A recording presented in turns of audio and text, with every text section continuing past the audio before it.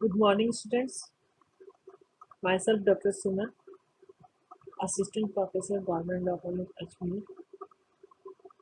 ई lecture की series में आज हम लोग LLB सेकेंड ईयर के पेपर ट्रांसफर ऑफ प्रॉपर्टी है 1882 विषय जो हमारा अभी चल रहा है उसके नेक्स्ट सेक्शन तो आज हम लोग यहाँ पे चर्चा करें।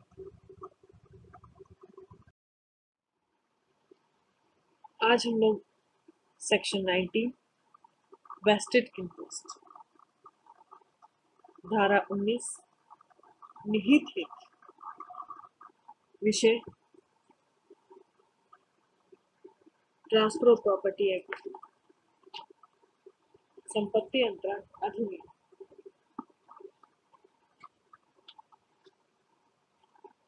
निहित हित किसे कहते हैं को समझने की कोशिश करें। Where on a transfer of property an interest therein is created in favor of a person without specifying the time when it is to take effect, or in terms specifying that it is to take effect forthwith or on the happening of an event which must happen, such interest is vested, unless a contrary intention appears from the terms of the transfer. निहित हित जहाँ की किसी संपत्ति अंतरण से किसी व्यक्ति के पक्ष में उस संपत्ति में कोई हित वह समय विनिर्दिष्ट किए बिना स्पेसिफाई किए बिना जब से वह प्रभावी होगा, या शब्दों में यह विनिर्दिष्ट करते हुए कि वह तत्काल या किसी ऐसी घटना के घटित होने पर जो अवसंभावी है प्रभावी होगा सृष्ट किया जाता है, वहाँ जब तक अंतरण के निबंधनों से प्रतिकूल आशय प्रतीत होता हो ऐसा ही निहित होता है। अर्थात जब हमें किसी व्यक्ति को संपत्ति अंतरित करनी है तो जब तक अंतरण करता था प्रतिकूल आशय ना हो तब तक यह समझा जाए कि वह उस संपत्ति का अंतरण उस व्यक्ति को कर रहा है जब उसका कोई प्रतिकूल आशय नहीं है।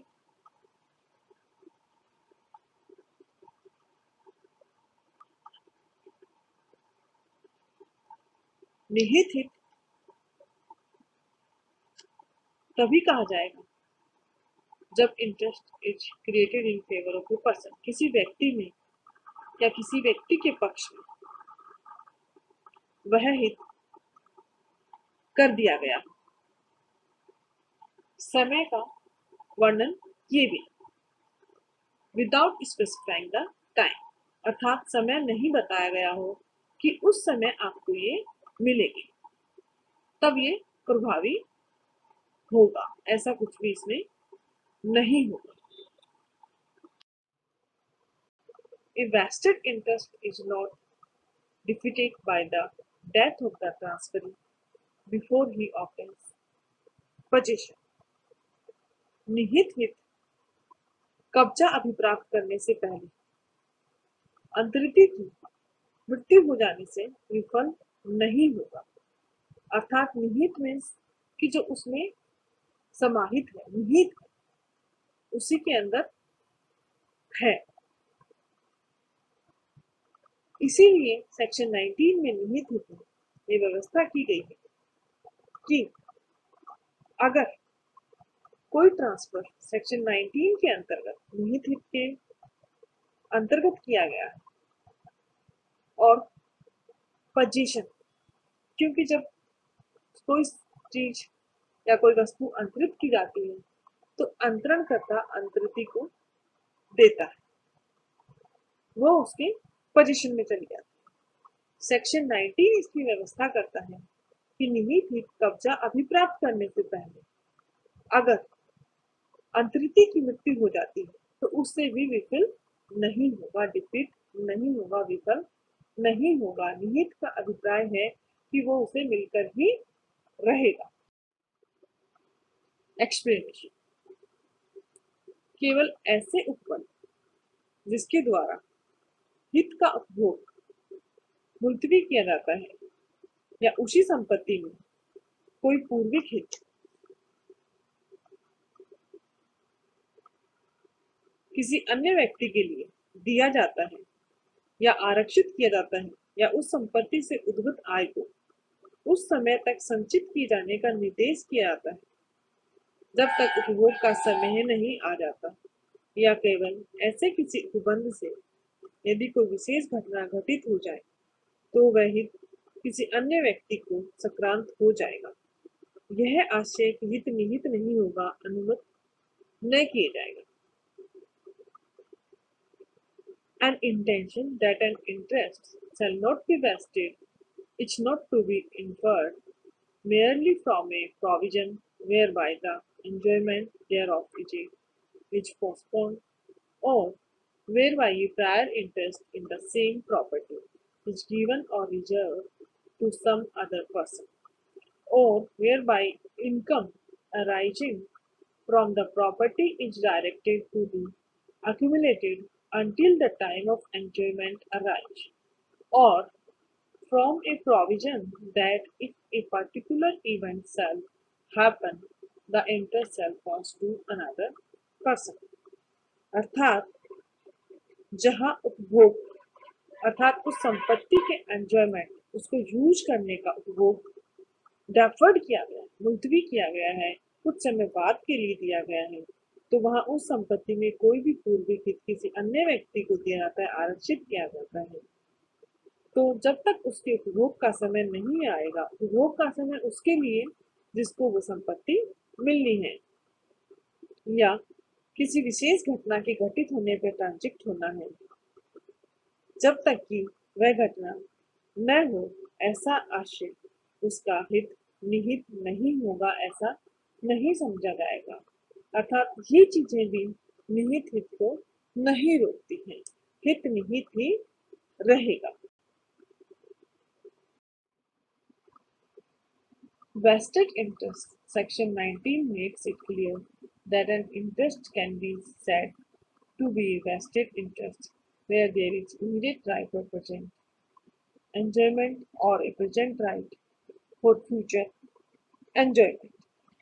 अर्थात वेस्टेड इंटरेस्ट निहित हित इस चीज का क्लियर करता है कि इंटरेस्ट जो है, हित जो है, निहित ही रहेगा, चाहे वो तुरंत दिया जाए, immediate right of present enjoyment, कि तुरंत उसको एंजॉयमेंट का राइट दिया जाए, या फिर present right for future enjoyment, वर्तमान में अधिकार देकर के फ्यूचर में उसका एंजॉयमेंट दिया जाए। दोनों ही परिस्थितियों में निहित ही रहता है। Creation of vested interest. निहित हित का सृजन कैसे होगा? An interest created on a transfer of property in favor of a person is said to be vested where A. No time is specified for it to take effect, or B. It is expressed to take effect forthwith, or C.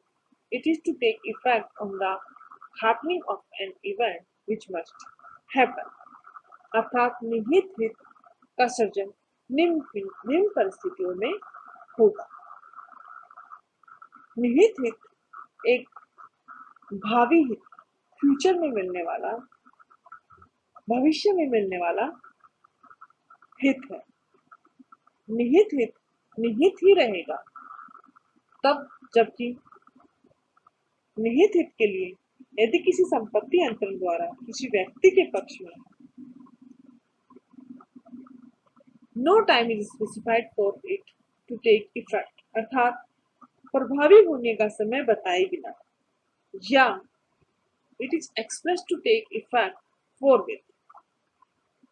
तत्काल प्रभावी होगा ऐसा बताते हुए, या फिर it is to take effect on the happening of an event which must happen. और संभावी घटना के घटित होने पर प्रभावी होगा, अर्थात किसी ऐसी घटना के घटित होने पर निहित हित या संपत्ति उस समय मिलेगी जबकि वो घटना घटित हो जाएगी, लेकिन घटना कैसी है कि वो होगी ही होगी। Depends on incident which must happen. घटना घटित होगी ही होगी, तब निहित हित का सृजन होता है। Future interest is created in future, अर्थात भावी हित जो इसमें दिया गया है कि निहित हित नो टाइम स्पेसिफाइड, बिना समय बताए फ्यूचर में भविष्य में मिलने वाली संपत्ति अंतरित करना। अब भावी हित एक ऐसा हित है जो भविष्य में अर्जित होगा, अर्थात फ्यूचर में भविष्य में अंतरित होता है। जैसे किसी जीवित व्यक्ति की डेथ के पश्चात मिलने वाली संपत्ति, तो जब उस व्यक्ति की डेथ होगी तभी वो संपत्ति उसको भविष्य में मिलनी। अवशिष्ट हित, संपूर्ण हित के बाद बीच में किसी व्यक्ति को प्रायर इंटरेस्ट दिया जाता है, उसके बाद संपूर्ण हित किसी दूसरे व्यक्ति को दे दिया जाता है, अर्थात रिमाइंडर और हिजिटरी राइट्स जो हैं, अवशिष्ट हित जो हैं, वो पूर्व हित की समाप्ति पर डिपेंड होते हैं। प्रायर इंटरेस्ट समाप्त होना आवश्यक है। अवशिष्ट हित के सृजन के लिए आवश्यक है कि संपत्ति बिना स्वामी एवं कब्जा के लिए किसी भी समय न रही हो, अर्थात जब उसका स्वामी नहीं है जिसको मिलनी है वह संपत्ति, तो प्रायर इंटरेस्ट किसी अन्य व्यक्ति के पास, अर्थात कोई अन्य व्यक्ति उस संपत्ति का स्वामी है, उसके बाद हिजिटरी राइट्स उसमें चले जाएंगे। काइंड्स ऑफ वेस्टेड इंटरेस्ट, निहित हित के प्रकार। निहित हित को हम दो भागों में बांट सकते हैं। First, interest vested in position, second, interest not vested in position, अर्थात कब्जा सहित निहित हित तथा दूसरा बिना कब्जे के निहित हित। निहित हित का अर्थ अंतरित हित प्राप्त करना है। अक्सर क्या होता है, जब संपत्ति अंतरित की जाती तो कई बार संपत्ति उस स्वामी को कब्जा सहित अंतरित की जाती है और कई बार कब्जा बाद में दिया जाता है, हित का अंतरण किया जाता है। इसी आधार पर इसे दो कैटेगरी में बांटा गया है। इंटरेस्ट वेस्टेड इन पोजीशन, कब्जा सहित निहित हित, और कब्जा रहित निहित हित। Special features of vested interest, निहित हित के विशेषताएं। Vested interest is right to transfer. Vested interest not depends on prior condition. Vested interest is transferable, assignable and heritable. निहित हित, इतना तो हमने जाना कि निहित हित में जब हित देने की बात कही है तो अधिकारों का अंतरण है। इट मीन्स राइट्स जो है उनका ट्रांसफर है। राइट्स जो है, अधिकार जो है, वो किसी भी तरह के हो सकते हैं, पोजीशन सहित भी हो सकते हैं और बिना पोजीशन भी हो सकते हैं। राइट टू पोजीशन और विदाउट पोजीशन, अधिकार का अंतरण, स्वामित्व का अंतरण। निहित हित not depend on prior condition, किसी पूर्ववर्ती शर्त पर आश्रित नहीं है।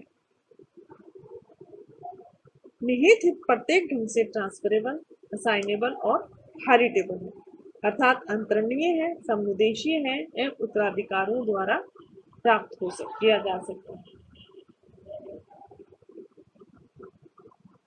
निहित हित निहित ही रहेगा चाहे अंतरिति की मृत्यु हो जाए। इसे हमने पहले अभी फर्स्ट इससे पहले वाली स्लाइड में समझा कि निहित हित किसी व्यक्ति की अंतरिति की मृत्यु हो जाने से भी विफल नहीं होता है।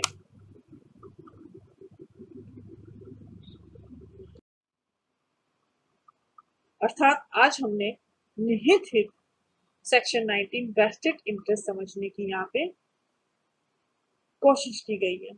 इसी कड़ी में निहित हित को हम लोग नेक्स्ट लेक्चर में सेक्शन 21 कंटिजेंट इंटरेस्ट समाश्रित हित उसके साथ और समझने की कोशिश करें। थैंक्स।